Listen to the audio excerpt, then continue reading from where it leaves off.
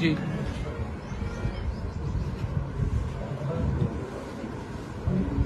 जिस प्रकार से आप सबने इस महामारी के 90 दिनों के अंदर सरकार का साथ दिया, जागरूकता बढ़ाने के लिए भी, और कैसे लोग इस महामारी से बचे, उसके लिए आप सबका आभार प्रकट किया। पत्रकार साथी ने अपनी जिम्मेवारी को बड़ी निष्ठा से निभाया, और जहाँ कोई जागरूकता बढ़ाने की जरूरत थी, कहीं कोई चेंजेस करने की जरूरत थी, निरंतर आप और धीरे धीरे जैसे अनलॉक आया है, नंबर ऑफ केसेस जरूर बढ़े। अगर हरियाणा प्रदेश के अंदर भारत में तीसरे सबसे ज्यादा नंबर की टेस्टिंग हमारी सरकार ने की, और रिकवरी रेट भी पूरे देश के अंदर वन ऑफ द बेस्ट अगर कहीं है तो हमारे मेडिकल स्टाफ की बदौलत हरियाणा में। सीरियस कंसर्न जरूर सामने है कि इकोनॉमी को कैसे रिवाइव किया जाए, और उसके लिए हमने इंडस्ट्री लेवल पर स्पेशल डायरेक्टरेट बनाई 9 पॉइंट एजेंडा के ऊपर, चाहे काउंसलिंग की बात हो, चाहे प्रोजेक्ट डेवलपमेंट की बात हो, चाहे बैंक फाइनेंशियल की बात हो, एक एक एमएसएमई का सही हो। और एक नई चीज जो केवल मात्र हरियाणा ने शुरू की, हमने 22 के 22 जिलों में एक एक नोडल अफसर डीआईसी के अंडर लगाया है, जो केवल मात्र आत्मनिर्भर भारत स्कीम के माध्यम से जो फाइनेंशियल सपोर्ट एमएसएमई को एक्स्ट्रा मिलना है, उसको मॉनिटर कर उसको परस्यू करके इंडस्ट्री को दिलवाने का काम। साथ में जो हमारे डेवलपमेंट वर्क्स थे, उनको भी पूरे स्केल पे दोबारा हमने शुरू करने का काम किया है, चाहे वो सड़क के हो, चाहे बिल्डिंग्स के हो, चाहे हमारे मेडिकल हॉस्पिटल के बनाने की बात हो। जिस प्रकार से आज मेडिकल इंफ्रास्ट्रक्चर को अपलिफ्ट करने की बात, हमारी प्रायोरिटी रहेगी कि डिस्ट्रिक्ट हेडक्वार्टर ही नहीं, ब्लॉक स्तर पर, जैसे हमने बसों पर 450 बसों पर मेडिकल यूनिट्स बनाकर गांव दर गांव भेजे हैं, उस तरह के मोबाइल यूनिट्स को और एक्टिव करने का काम करें। एक जरूर बारी बारी इस बेमौसम बारिश की वजह से सेटबैक एग्रीकल्चर सेक्टर में आता रहा है। मुझे आज ही पता चला कि टोहाना के अंदर भी जो तूफान आया, उसकी वजह से सैकड़ों बिजली के खंभे गिरे। मैं उस पर सीएमडी को डायरेक्ट भी करूंगा कि तुरंत प्रभाव से उनको रिस्टोर किया जाए, क्योंकि हमारा एक बहुत बड़ा एग्रीकल्चर सेक्टर है जो पैडी के ऊपर डिपेंड करता है, और अगर इस समय बिजली की उपलब्धता नहीं मिले, पिलर नहीं बदले, तो कहीं ना कहीं एग्रीकल्चर सेक्टर को भी इफेक्ट करेगा। साथ में जिस प्रकार से 3 मंडियों के अंदर अनाज खराब हुआ, ये कंप्लेंट मेरे पास 1-2 और छोटी मंडियों की भी आई, उसके लिए आज एक स्पेशल टीम हम चंडीगढ़ से भेज रहे हैं। तो उसके अंदर जो कमियां रही, चाहे लिफ्टिंग में, चाहे प्रोक्योरमेंट होने के बाद उनको कवर करने के, उन तमाम अधिकारियों के खिलाफ, खासतौर पर नारनौंद में, बास में और नगूरा में सख्त से सख्त कार्रवाई करने का काम।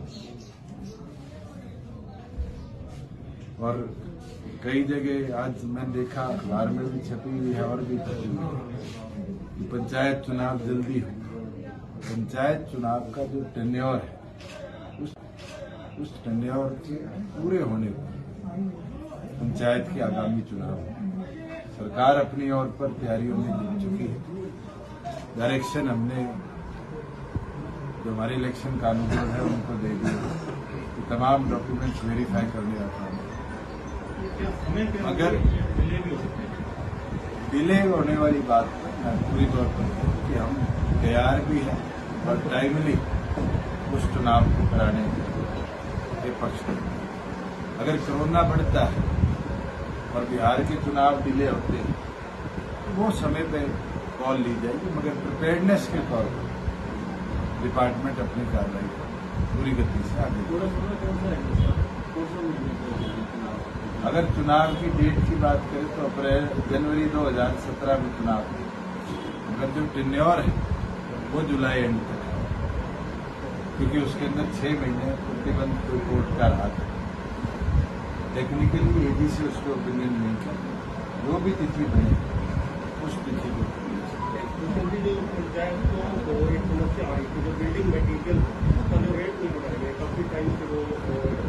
ये समस्या जिस दिन मैं ऑफिस में गया पहली बार तब मेरे सामने आया था, क्योंकि ब्लॉक लेवल पर कमेटी बनती है, वो डीसी से अप्रूव कराती है।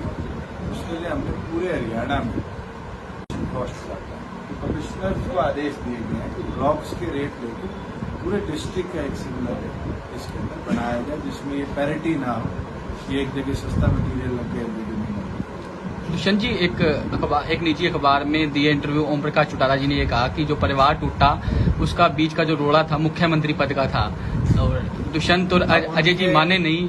उनके ऊपर मैं ना तो इतिहास में पहले कभी टिप्पणी करी ना आज। डॉक्टर अजय सिंह चौटाला जी ने परसों बड़े साफ शब्दों में उस चीज का जवाब दे दिया। आपने कहा कि सरकार ने अपनी कोशिशें शुरू कर दी है चुनाव के लिए, गठबंधन के दोनों दलों ने आपसी समन्वय शुरू कर दिया है, बैठकें वगैरह। ऐतिहासिक तौर पर जितना मुझे याद है, पंचायत चुनाव कभी हरियाणा में तो सिंबल पर लड़े नहीं। मुझे लगता है इसमें गठबंधन की चर्चा ना करें तो मैं तो फिर ओपन गेम रहेगा। जब सिंबल पे चुनाव नहीं लड़ा जाएगा तो क्यों गांव में लड़ना चाहता है? मैं तो कहता हूँ आपके माध्यम से, जिसने चुनाव लड़ना है कोरोना की महामारी में दान करना शुरू करो, गांव की सफाई कराओ, मास्क बांटो, अपने आप लोग आपका ध्यान भी बढ़ाएंगे और आगे काम।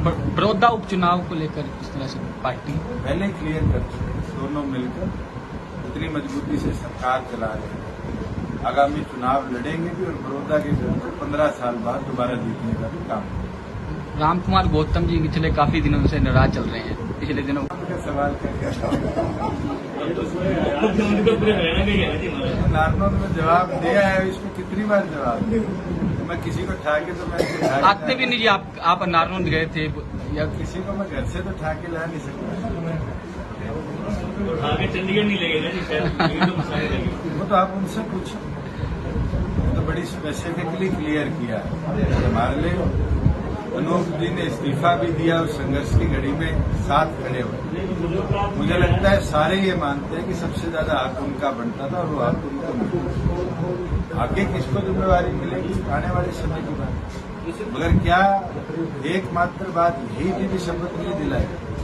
मुझे लगता है चौधरी देवीलाल ने कई चीजों में यह असूल सिखाए, इस तरह के दबाव में राजनीति नहीं होती। उन्होंने सरकारें छोड़ दी थी, दबाव नहीं माना था। मुझे लगता है उन असूलों में चलना हमारा भी कर्तव्य है। दुष्यंत जी, एक जिस तरह से आपके पास कोई मामला आया लॉकडाउन के दौरान, जिस तरह से फतेहाबाद और रतिया के इलाके में फैक्ट्री शुरू करने के नाम पर अधिकारियों ने वसूली करी, वो चूंकि महकमा ही आपके पास है, तो आपके संज्ञान में आया इस तरह की कोई बात सामने आई? परमिशन ऑनलाइन की, अगर कोई परमिशन के नाम पर किसी ने कोई गड़बड़ी करी और उसकी मेरे को डिटेल भेजी तो जरूर सख्त से सख्त कार्रवाई करेंगे, क्योंकि सरल हरियाणा एक पोर्टल बनाया गया था जिसमें हर तरह की परमिशन दी जा रही है। अप्रूव करते हुए अधिकारी डरते हैं और उससे इंडस्ट्री को दिखते आ रहे हैं। हमारी तो प्राथमिकता थी कि इंडस्ट्री पूरी स्पीड से गति से वापस रिवाइव हो और हम सक्सेसफुल रहे कि शुरू के 1 महीने में 48 लाख एप्लीकेशन अप्रूव हुई, जिसमें लगभग 48,000 एप्लीकेशन अप्रूव हुई, 38 लाख एम्प्लॉयज काम पे है और वो संख्या दिन प्रतिदिन बढ़ रही है। चाहे उसमें इंडस्ट्री क्या है, चाहे हमारे ईंट भट्टों के फंक्शनिंग की बात हो, चाहे हमारी कॉमर्स की बात हो। ये रेगुलर परमिशन जो थी ऑटो जनरेटेड हमने 1 हफ्ते के बाद। अगर कोई इस तरह की स्पेसिफिक डिटेल जिसके अंदर आपको लगता है कि कहीं कोई एविडेंस है गड़बड़ी का, मेरे को आप डाटा के साथ दीजिए, हम सख्त से सख्त कार्रवाई करेंगे। कंप्लेंट की वेट करेंगे इसमें। अब मैं आपके ओवरली के कार्रवाई करूं, और कल उसके अंदर मेरे हाथ में कुछ ना हो, फिर तो मुझे लगता है कि सरकार के पास तो नहीं। मैं तो आपको कह रहा हूँ, आप पत्रकार हो, ये पूरे दिन लगा रहता है खुफिया बंदी करने, इसको लगाओ निकाल के लाएंगे। मैं तो निकाल रहा है जी, वो आने को तैयार है, लेकिन आप गारंटी लो कि उनकी फैक्ट्रियां बंद नहीं होगी। मेरी जो अंदर खाते बात हुई, कहता हूँ कि अगर इस तरह की कोई डिस्क्रिपेंसी हुई और उसके अंदर किसी गवर्नमेंट कमीशन एक ऑटोनोमस बॉडी है, हरियाणा सरकार सिर्फ उनकी नियुक्ति तक मॉनिटरिंग करती है। अगर वो कोई कार्रवाई कर रहे हैं, उनकी पावर्स है, तो वो उनके ऊपर एक्शन प्लान। आपने किसानों को पेंडिंग के मामले में काफी रिलैक्सेशन दिला रही सरकार से। अब जब फसल आएगी तो पराली का मुद्दा फिर उछलेगा। पराली मैनेजमेंट के लिए सरकार पहले से कोई एक्शन प्लान लेके तैयार है? पिछली बार भी हरियाणा सरकार ने पराली खरीदी थी 100 रुपए क्विंटल के हिसाब से। ये बात सुनो। और एनजीटी के अंदर इकलौता हरियाणा ही था जिसने लिखित में दिया था कि हम पराली को परचेज करेंगे, और हमने पानीपत के अंदर waste to energy plant establish करना शुरू कर दिया। और प्रदेश के अलग अलग कोनों में जो हमारे waste to energy plants establish होने, जल्द से जल्द उनको भी हम टेंडर्स को पब्लिक करेंगे कि कोई आकर बिड कर वेस्ट टू एनर्जी प्लांट अगर लगाना चाहता है तो हरियाणा सरकार जो बिजली बनेगी उसको खरीदेगी, और वो पराली अगर खरीदेंगे तो उसको वो सब्सिडी जो फार्मर को देते हैं साथ के साथ प्रोवाइड करते। चाइना से जो पिछले वर्ष सरकार ने 156 एकड़ जमीन वाहिद संदर शुगर मिल को मालिकाना हक दे दिया, लेकिन उस एग्रीमेंट में ये हुआ था भी मिल चलेगी, लेकिन अब मिल चलेगी नहीं तो सरकार इसमें क्या रहेगी? इसका मैंने संज्ञान लिया था, और जो रिसेंट कोर्ट के अंदर चर्चा हुई, मैं पॉजिटिव हूँ कि वो सारी जमीन हरियाणा सरकार वापस लेगी और वहाँ पर कहीं ना कहीं इंडस्ट्री को डाइवर्ट करने का काम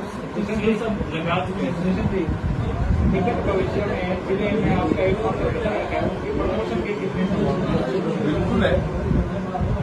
प्रमोशन सबकी होगी, संगठन को आगे लेके जाना पड़ेगा। कब तक विस्तार की संभावना? पहले कोरोना से तो लड़ चलो इंडस्ट्री। हाँ, क्या कोई हरियाणा में भी अप्रोच? ये हमारे पास एक कंपनी है जो एक जापानीज कंपनी ने ओवरटेक करी, वो सोना के अंदर बड़ा बैटरी का प्लांट लगाएगी जिसकी मूल इन्वेस्टमेंट 7,500 करोड़ की। क्या नाम बताया? JBL है, पहले वो ATL हुआ करती थी, जापानीज कंपनी है। जो उनके अधिकारी हमारे पास आया उन्हें यही कंपनी है, जो उनके अधिकारी हमारे पास आया उन्हें यही हमें सूचित किया है कि लगभग 11 से 15,000 के बीच में लोगों को एम्प्लॉयमेंट मिलेगी, और 170 एकड़ के अंदर इंडिया का सबसे बड़ा लिथियम बैटरी का प्लांट है। खरखोदा शराब मामले में SIT ने आबकारी के इंस्पेक्टर को गिरफ्तार कर लिया। कोई आपके पास कोई नई अपडेट हो इस मामले में सर? कब तक पूरी जाए? SIT का काम है, ना तो मेरा काम है ना होम डिपार्टमेंट का काम है। SIT अपने हिसाब से कार्रवाई करेगी, रिपोर्ट देगी, उसमें एक्शन लेगी। पहली चीज तो आपको बता दूं कि कोई भी ई टेंडरिंग को लेकर 1 लाख रुपए का आदेश पंचायती राज विभाग द्वारा जारी नहीं किया। एक DDPO द्वारा महेंद्रगढ़ के अंदर बिना हेड ऑफिस के आदेश के एक नोटिस निकाला गया कि 1 लाख से ऊपर ई टेंडरिंग होगी, जो अगले दिन ही स्थगित कर दिया गया था, और उसके खिलाफ कार्रवाई शुरू कर दी गई है। बिना किसी आदेश उसने अपने अधिकार की गलत इस्तेमाल किया है, उसके खिलाफ कार्रवाई